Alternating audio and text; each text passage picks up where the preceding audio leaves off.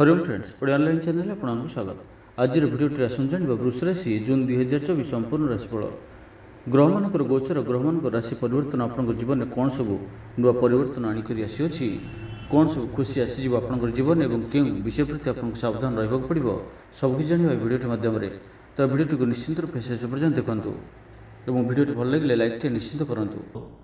देखो जून मास वृष राशि व्यक्ति मिश्रित रही अच्छी परिवार और आर्थिक दृष्टिकोण यह एक भल समय बोली प्रमाणित हो। शनि निज संकेत रहा चाकरी और व्यवसाय आपण भल फलाफल देउछंती। छात्र मैंने सफलता पाइबे कारण पंचम घर बुध ग्रहर प्रभु प्रथम घरे सूर्य सहित रे यह आपंकर ज्ञान विकास में सहायक हो। परिवार सुख शांति बजाय रहिबो। बुध ग्रह सहित प्रथमे घरे रही शुक्र भौतिक सुख प्रदान करेंगे। यही मासरे पौत्रिक संपत्ति संबंध में चली बदर समाधान हो। दाम्पत्य जीवन में असुविधा हो पारे कारण बुध और सूर्य सप्तम घरे बृहस्पति और शनि सहित संपूर्ण दर्शन पाउछंती। जदिव प्रेम संपर्क पूर्व अपेक्षा अधिक शक्तिशाली हो प्रथम घरे बुधंकर स्थिति हेतु माता लक्ष्मी कृपा आपंक रही अच्छी। धनजनित समस्या प्रायतः रही ना। स्वास्थ्य दृष्टि यही समय भल रु आपण सामान्य मानसिक चापर शिकार हो पारती। जून मास आपंकर जीवन किप रही अच्छी आपंकर परिवार क्षेत्र वृत्ति स्वास्थ्य प्रेम आर्थिक स्थिति व्यापार चाकरी प्रत्येक क्षेत्र विषय आसतु एवं विस्तृत भाव चर्चा करवा।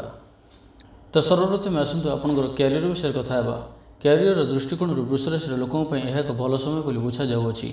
दशम घर प्रभु शनि निज चिन्ह मध्यम यही क्षेत्र में सफलता आणुंट।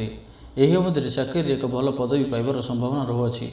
वरिष्ठ अधिकारी मैंने आपण कार्य खुशी हे और आपण ऑफिस एक नुआ दायित्व तुलाई पारे। कार्यक्षेत्र में यही समय मध्य कठिन परिश्रम निश्चित भाव देखादेव किंतु आपण से कठिन परिश्रम संपूर्ण फल प्राप्त करेंगे।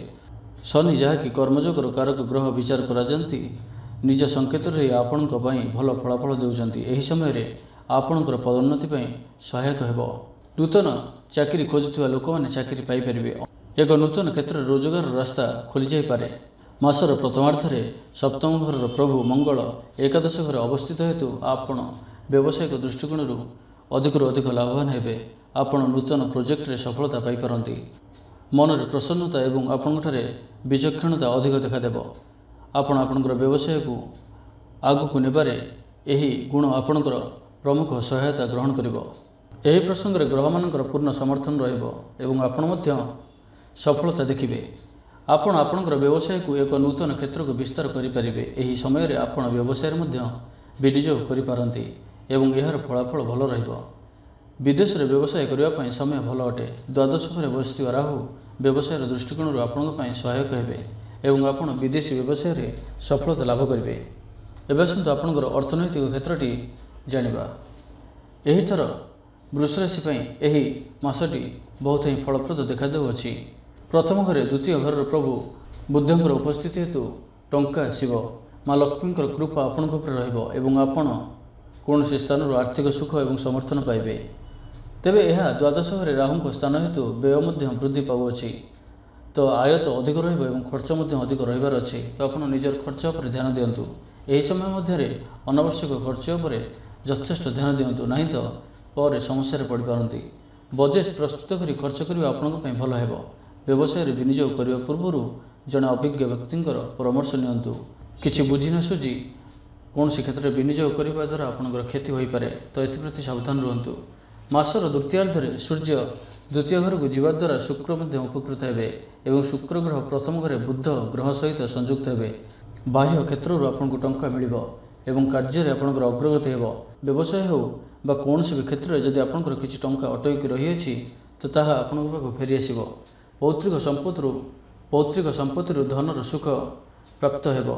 शेयर बजार में विनियोग करने पूर्व आपन को भल भाव में चिंता करने को परामर्श दि जाउछि। एही समय आप बैंक रु सहज ही ऋण पाइपर। एवं आसतु स्वास्थ्य विषय कथा। स्वास्थ्यर दृष्टिकोण वृष राशि व्यक्ति यही समय स्वाभाविक रहिबो।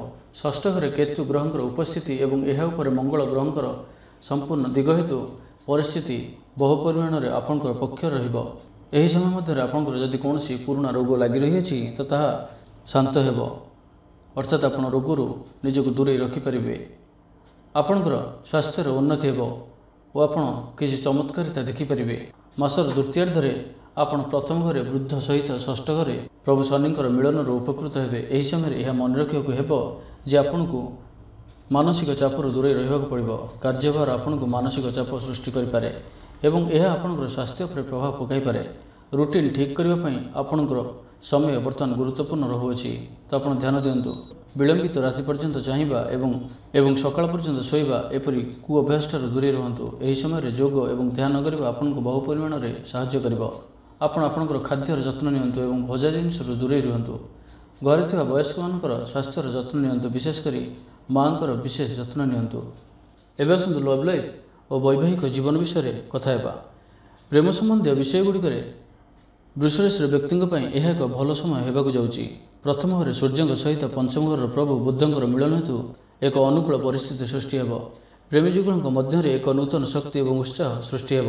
ପରସ୍ପର ଉପରେ ବିଶ୍ୱାସ ବୃଦ୍ଧି ପାଇବ ଏବଂ ଉଭୟ ଏକାଠି ଜୀବନ ବିତାଇବାକୁ ପ୍ରସ୍ତୁତ ରହିବେ। ଆପଣଙ୍କର ନିବିଡ଼ତା ପୂର୍ବ ଅପେକ୍ଷା ଅଧିକ ଶକ୍ତିଶାଳୀ ହେବ ଏବଂ ପରସ୍ପର ପ୍ରତି ଆକର୍ଷଣ ଭାବନା ବଢ଼ିବ।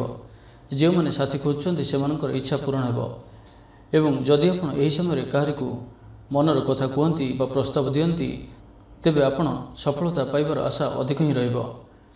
ତେବେ ବିବାହିତ ଲୋକଙ୍କ ପାଇଁ ମାସର ଆରମ୍ଭରେ କିଛି ଅସୁବିଧା ହୋଇପାରେ। ବୃହସ୍ପତି ଏବଂ ଶନି ସପ୍ତମ ଘରେ ରହୁଛନ୍ତି। ବୁଧ ଏବଂ ସୂର୍ଯ୍ୟଙ୍କର ସମ୍ପୂର୍ଣ୍ଣ ଦୃଷ୍ଟି ହେତୁ ଦାମ୍ପତ୍ୟ ଜୀବନରେ ସାମାନ୍ୟ ଅସୁବିଧା ଦେଖାଦେଉଅଛି। ସାମାନ୍ୟ ବିଷୟ ଉପରେ ପତି ପତ୍ନୀଙ୍କ ସହ ଯୁକ୍ତିତର୍କ ବଢ଼ିପାରେ। ଆପଣ ସାମାନ୍ୟ କଥାରେ ଚିଡ଼ିଚିଡ଼ି ସ୍ୱଭାବ ଆପଣଙ୍କଠାରେ ଦେଖିପାରିବେ, ତ ଆପଣଙ୍କର କଥା କହିବା ଉପରେ ଆପଣ ଧ୍ୟାନ ଦିଅନ୍ତୁ। ଆପଣଙ୍କର କିଛି ଛୋଟିଆ କଥା ଘରେ ବଡ଼ ରୂପ ଧାରଣ କରିପାରେ, ତ ଆପଣଙ୍କର ବାକ୍ୟ ଉପରେ ଧ୍ୟାନ ଦିଅନ୍ତୁ ଏବଂ କ୍ରୋଧ ଉପରେ ନିୟନ୍ତ୍ରଣ ରଖନ୍ତୁ। କଠୋର ଶବ୍ଦରୁ ଦୂରେଇ ରୁହନ୍ତୁ। ମାସର ଦ୍ୱିତୀୟାର୍ଦ୍ଧରେ ଶୁକ୍ରଙ୍କ ସହିତ ସପ୍ତମ ଘରେ ବୃହସ୍ପତି, ବୁଧ ଏବଂ ଶନିଙ୍କ ସମ୍ପୂର୍ଣ୍ଣ ଦୃଷ୍ଟି ହେତୁ ପ୍ରେମ ବିବାହିତ ଜୀବନରେ ପୁନର୍ବାର ବୃଦ୍ଧି ପାଇବ। ଅର୍ଥାତ୍ ମାସର ଦ୍ୱିତୀୟାର୍ଦ୍ଧରେ ଦାମ୍ପତ୍ୟ ଜୀବନ ବହୁତ ହିଁ ସୁଖପୂର୍ଣ୍ଣ ରହିବାର ଅଛି। ଜୀବନ ସହଭାଗୀମାନେ ପରସ୍ପରର ଦୃଷ୍ଟିକୋଣକୁ ବୁଝିବାକୁ ଚେଷ୍ଟା କରିବେ। ଯଦି କୌଣସି ବିଷୟରେ ଭୁଲ ବୁଝାମଣା ରହୁଥାଏ, ତେବେ ତାହା ବର୍ତ୍ତମାନ ହିଁ ଠିକ୍ ହୋଇଯିବ। ଏହି ସମୟ ମଧ୍ୟରେ ଆପଣ ଭବିଷ୍ୟତ ବିଷୟରେ ନିଜ ମନରେ ଯୋଜନା ପ୍ରସ୍ତୁତ କରିପାରିବେ। ଏବେ ଆସନ୍ତୁ ପାରିବାରିକ ଜୀବନ ଉପରେ କଥା ହେବା। ବୃଷରାଶିର ଲୋକମାନଙ୍କ ପାଇଁ ପାରିବାରିକ ଜୀବନ ଭଲ ରହିବାର ଅଛି। ପ୍ରଥମ ଘରେ ସୂର୍ଯ୍ୟଙ୍କ ସହିତ ବୁଧଙ୍କର ସ୍ଥାନ ହେତୁ ପରିବାର ସଦସ୍ୟଙ୍କ ସହିତ ସମନ୍ୱୟ ଭଲ ରହିବ। ଆପଣ ପରିବାରରେ ଏକ ଭଲ ସ୍ଥାନ ପାଇବେ। ଆପଣ ପରିବାରର ସମସ୍ତ ସଦସ୍ୟଙ୍କ ଦ୍ୱାରା ସମ୍ମାନ ପାଇପାରିବେ। ଆପଣ ପରିବାରରେ ସାନ ଭାଇ ଭଉଣୀଙ୍କ ନିକଟତର ହେବେ ଏବଂ ଅନ୍ୟ ସଦସ୍ୟମାନଙ୍କ ସହିତ ଆପଣଙ୍କର ଯୋଗାଯୋଗ ମଧ୍ୟ ବଜାୟ ରହିବ।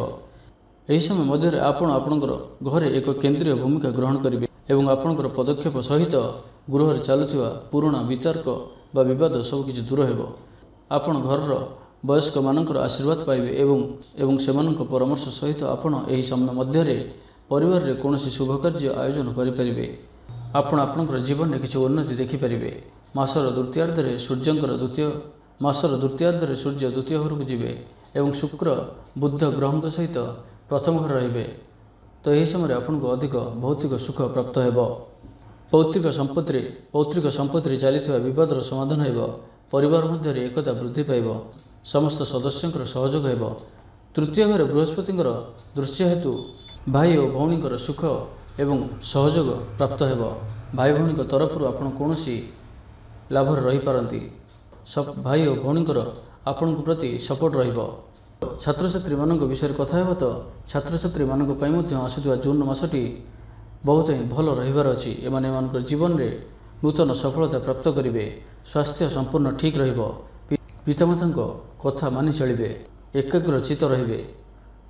ବୃଷରାଶି ବ୍ୟକ୍ତିଙ୍କ ପାଇଁ ତାହା ଆର୍ଥିକ କ୍ଷେତ୍ର ହୋଇଥାଉ, ପାରିବାରିକ କ୍ଷେତ୍ର, ବ୍ୟବସାୟ, ଚାକିରି, ଯେଉଁ ବି କ୍ଷେତ୍ର ଆପଣ ବିଚାର କରନ୍ତୁ ନା କାହିଁକି,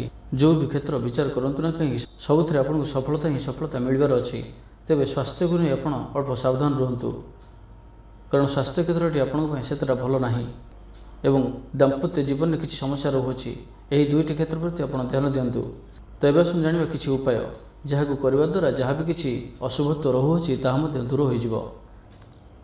ଆପଣ ଜୁନ୍ ମାସର ପ୍ରତ୍ୟେକ ବୁଧବାର ଦିନ ଗଣେଶଜୀଙ୍କର ଦର୍ଶନ କରନ୍ତୁ ଓ ଗଣେଶଜୀଙ୍କର ପୂଜା କରନ୍ତୁ। ପାରନ୍ତି ତ ଗଣେଶଜୀଙ୍କୁ 3ଟି, 5ଟି କିମ୍ବା 7ଟି ଗଣ୍ଠି ଥିବା ଦୁର୍ବା ଚଢ଼ାନ୍ତୁ। ଏହି ଦିନ ଅର୍ଥାତ୍ ବୁଧବାର ଦିନ ଆପଣ ଧଳା ପୋଷାକ ବି ଦାନ କରିପାରିବେ। କୌଣସି ଆବଶ୍ୟକତା ଥିବା ବ୍ୟକ୍ତିଙ୍କୁ ଧଳା ପୋଷାକର ଦାନ କରନ୍ତୁ। ଏହା ମଧ୍ୟ ଆପଣଙ୍କ ପାଇଁ ଶୁଭ ରହିବ। ବୁଧବାର ଦିନ ଘରେ ମନି ପ୍ଲାଣ୍ଟର ଗଛ ଲଗାନ୍ତୁ। ତ ଏହା ଥିଲା ବୃଷ ରାଶି ଜୁନ୍ 2024 ସମ୍ପୂର୍ଣ୍ଣ ରାଶିଫଳ। ଭିଡ଼ିଓଟି ଭଲ ଲାଗିଥିଲେ କମେଣ୍ଟ ବକ୍ସରେ ଜୟ ମା ଲକ୍ଷ୍ମୀ ଅବଶ୍ୟ ଲେଖନ୍ତୁ। ଭିଡ଼ିଓଟି ଗୋଟେ ଲାଇକ୍ କରିବା ସହିତ ଅନ୍ୟାନ୍ୟ ସହ ଅଧିକ ସେୟାର କରନ୍ତୁ ଏବଂ ଯେଉଁମାନେ ଆମ ଚ୍ୟାନେଲ ସବସ୍କ୍ରାଇବ୍ କରିନାହାନ୍ତି ସବସ୍କ୍ରାଇବ୍ କରିବା ସହିତ ପାଖରେ ଥିବା ବେଲ୍ ଆଇକନ୍ ମଧ୍ୟ ପ୍ରେସ୍ କରନ୍ତୁ, ଯାହାଫଳରେ ଆମେ ଯେଉଁ ଭିଡ଼ିଓ ଅପଲୋଡ଼ କରିବୁ ତାହା ଆପଣ ସର୍ବପ୍ରଥମେ ପାଇପାରିବେ। ଧନ୍ୟବାଦ।